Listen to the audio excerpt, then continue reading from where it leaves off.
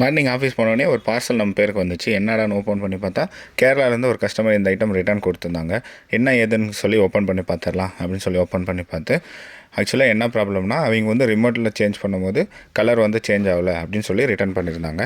சரி நம்மளும் ஆன் பண்ணி பார்த்து ஒர்க் பண்ணி பார்த்தா, ஒர்க் ஆகுதே, என்ன ப்ராப்ளம், இதுக்கு எதுக்கு ரிட்டர்ன் பண்ணாங்க அப்படின்னு சொல்லி நல்லா பார்க்கும்போது தான் தெரியுதுங்க. நான் வாமிட் ப்ரெஸ் பண்ணால் ஒயிட் வருது, ஒயிட் ப்ரெஸ் பண்ணால் வாமிட் வருது.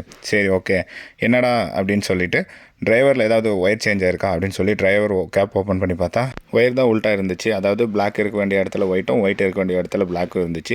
சரி அதையும் சேஞ்ச் பண்ணிவிட்டு கண்ட்ரோல் பண்ணி பார்க்கலாம் ஒர்க் ஆகுதா அப்படின்னு சொல்லி திரும்பவும் செக் பண்ணி பார்த்தேன். இப்போ கரெக்டாகவே ஒர்க் ஆயிடுச்சு.